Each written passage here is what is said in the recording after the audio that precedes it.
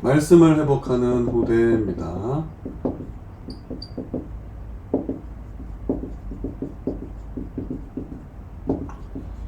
말씀은 눈에 보이지 않죠.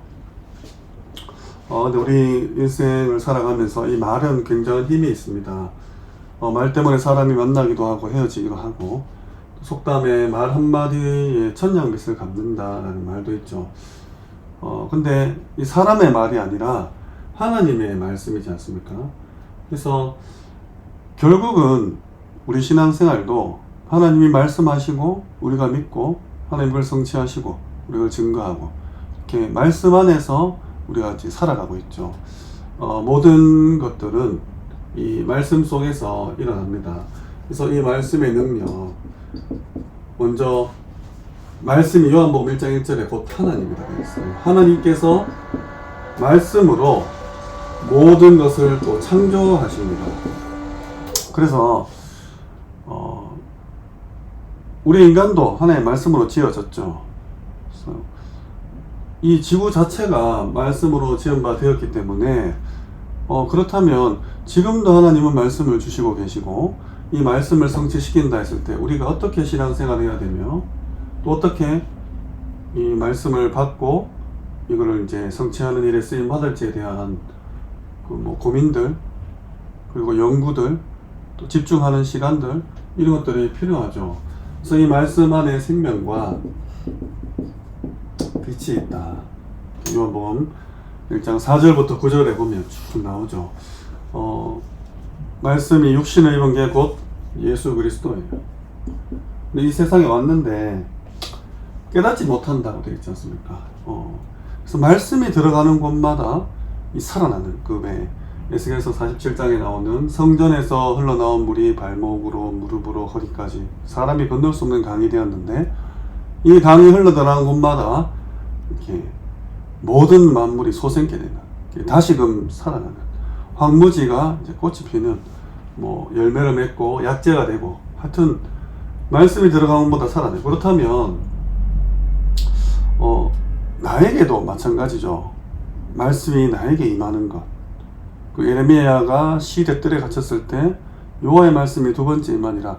하나님의 말씀이 나에게 임하고 나의 영혼에, 나의 마음에, 나의 생각에, 나의 육신에 임한다. 나의 현장에 임하고 나의 일터에, 내 업에, 나의 전문성에 하나님의 말씀이 임한다. 매일매일 하나님이 내게 말씀을 공급하시고 매주 강단을 통해서 또 전체 흐름을 통해서 매달, 매년 이 새로운 말씀을 주시잖아요. 그래서 이 말씀의 능력 가운데 거해야 됩니다. 그래서 늘 말씀을 읽고 듣고 쓰고 외우고 곱씹고 묵상하고 이게 나에게 능력이에요. 힘이에요. 당연한 겁니다. 사람의 말에도 힘이 있듯이 하나님의 말씀은 하나님 자체입니다. 그래서 두 번째로 이 말씀으로 모든 것을 이제 회복해라. 먼저 자신입니다. 개인이 회복돼야 돼요. 요한복음 1장 12절부터 보면 하나님의 말씀이 육신이 돼서 그리스도가 됐잖아요. 이 그리스도를 영접하는 자는 하나님의 자녀가 되는 권세도 줬어요. 이 말씀은 독생자의 영광이요 은혜와 진리가 충만하더라. 하나님의 영광, 은혜, 진리, 이게 다 말씀에 있어요. 그래서 내가 말씀을 딱 붙잡을 때 하나님께서 영광 받으시고 하나님 주신 은혜를 내가 누리며 진리 가운데 가게 되는 거죠. 개인뿐만 아닙니다. 이 가정과 가문이 회복됩니다. 요한복음 2장부터 보면 이 가나 혼인잔치가 있죠. 예수님이 손님으로 있을 때는 아무런 일이 없었지만 예수님이 이 가정의 주인이 되실 때, 말씀으로 오신 그리스도가 우리 가정의 주인이 되실 때 기적이 일어나는 거죠. 물이 변하여 이제 포도주가 되잖아요. 그래서 이 5절에 보면 무슨 말씀을 하시든지 간에 그대로 행해라. 그래서 귀를 기울여야 됩니다. 하나님, 내게 지금 무슨 말씀을 하십니까? 우리가 귀를 기울여야 돼요. 우리 가족을 향한 시간표를 보셔야 됩니다. 예수님이 주인이 되셔야 돼요. 종된 우리는 그 말씀에 순종만 하면 됩니다. 그러면 기적이 일어나는 거예요. 세 번째로 교회가 회복되죠. 2장 13절부터 보면 예수님께서 굉장히 대노하시는 장면이 나옵니다. 이 성전을 청소하죠. 내 집은 만민이 기도하는 집이다. 아이들의 뜰, 기도의 뜰, 이방인의 뜰이 없어진 것을 보고 주님께서 이제 성전 청소를 하시죠. 그리고 뭐라 하냐? 무너질 거다. 근데 22절에 3일 만에 다시 이 성전을 이렇게 짓겠다. 그러니까 주님의 부활을 말씀하시죠. 말씀대로 이 땅에 오시고 말씀대로 죽으시고 말씀대로 부활하셨어요.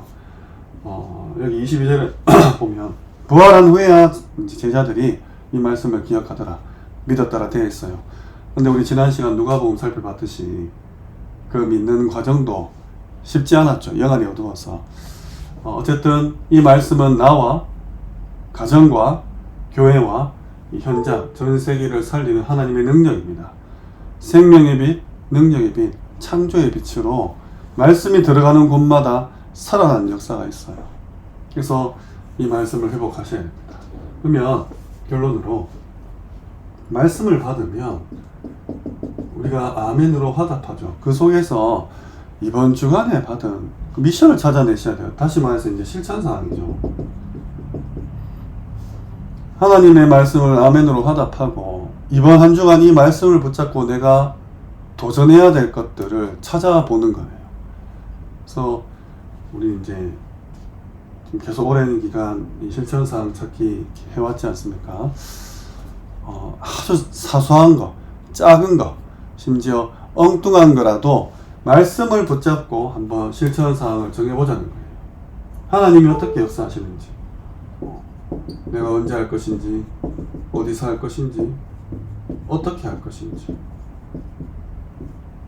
왜 하는지는 알고 있죠. 이 말씀을 성취하는 전도 제자지 않습니까?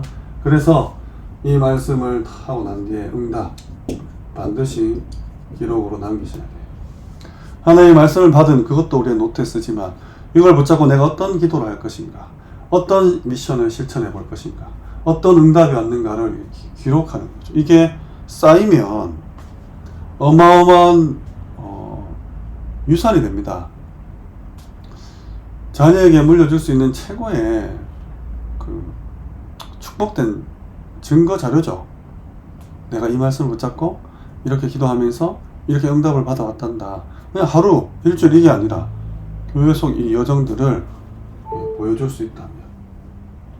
그래서 이번 한 주간 말씀을 대할 때 정말 생명을 대하듯이 하셔야 됩니다. 이 축복 회복하시기를 주님의 이름으로 축원합니다.